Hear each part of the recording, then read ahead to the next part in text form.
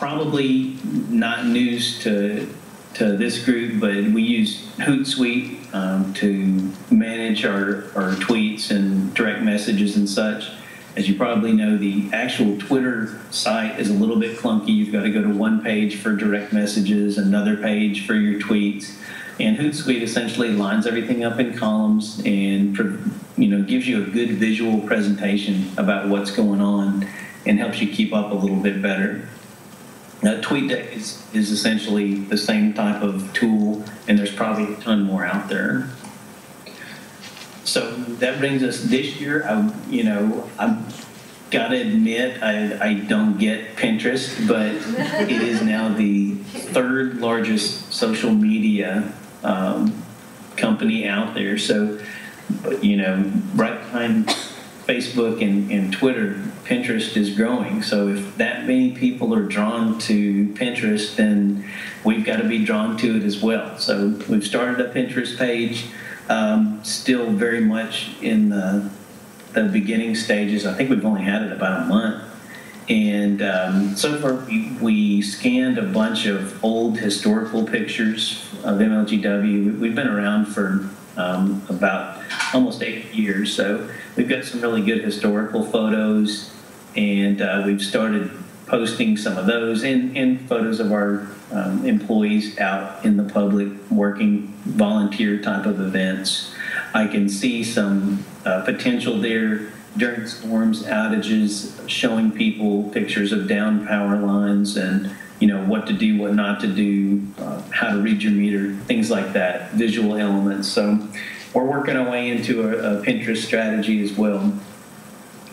One thing that we did after, in the wake of our social media success, I guess if you can call it that, we had to step back, and especially after that storm in 2009, where we had this rapid growth of followers when so many people were without power, and it really drove home the importance and prevalence really of mobile phones and how so many people are depending on their mobile phones as their laptop, their phone, their camera.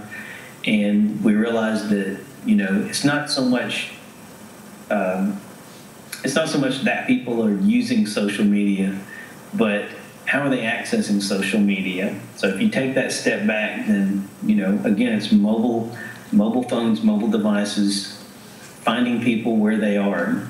So we began a mobile alerts program a couple of years ago. We launched it in late 2009. People can go on our website, enter their account number and an access code, and they can get text reminders about their bill due date or impending cutoffs. I'm pushing hard to try to get outage updates via text. I think that'll cause our subscription rates to go way up. We still have pretty small subscription rates, and I think we've only got about 1,000 customers on it right now. Last year we launched an iPhone app. We looked at different types of mobile technology and what was the best way to roll out some sort of mobile option for our customers. We decided upon an iPhone application that really gave a few of the key features of our website to our customers. You can see some of the features up there.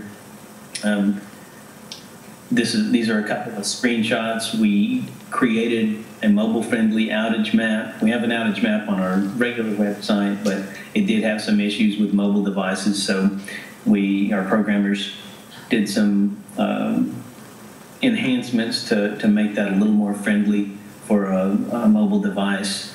You can access some account information, billing due date, payment locations. Our blog feed is tied into it.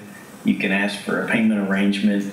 And I think the crown jewel of our app is the ability to check on an outage status at your particular address. Of course, when you download the app, you've got to enter some account information or the last 4 of your Social Security, so we know that you're tied to that account. But once you are, you can actually check and see what's going on at your particular address.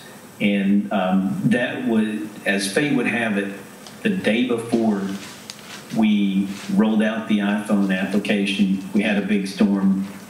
Quite a few people were out. So when we rolled that out, I didn't really know what to expect in terms of downloads. I had no idea what the iPhone population was in Memphis, but we had 740 downloads the first day. Never in my wildest dreams would I have expected that many. But, sure enough, within a month, we had over 2,000. And I think, today we're probably over 20,000 downloads by now. The best thing about it, like I said, that outage status at your address, the outage map provides a bigger picture, general areas that are affected, the ability to request a payment arrangement without having to call us and talk to somebody. That's a big pro. Cons, our lack of bill payment is the single biggest weakness of the mobile app. We have a third-party online vendor who processes our payments, and essentially they're not ready for prime time when it comes to mobile bill pay. So we're actually doing an RFP for other companies to possibly provide that service through the app. But whenever we get dinged on our rating, it's because you can't pay your bill. Unfortunately, it's not that simple for us because we're locked into a contract with this online vendor. And I hate that because I see the complaints and I know what a quick solution it would be. But again, we're a public company. So when you get into that RFP process and going through all that red tape, it can be another year before we have that bill payment feature. The Android application is almost ready to launch. We've got a little glitch with the outage map feature on that device. Once we get that fixed, we should launch the Android app within the next few months. And I will say one thing, it can be a combination of cautionary tale or the pros cons. We did this internally. Our IT department did the iPhone application. There was a lot of discussion, sometimes heated, about whether or not we should go outside or utilize them. The pro was that we controlled, the IT department. They controlled all of the data and the process, et cetera. Everything was done internally. The cons are that they have a lot of other projects as well. And we're here a year and a half later, and we're just now coming out with the Android application. So there are pros and cons with each, but I'll be completely honest. If I had it all over to do again, I would go outside.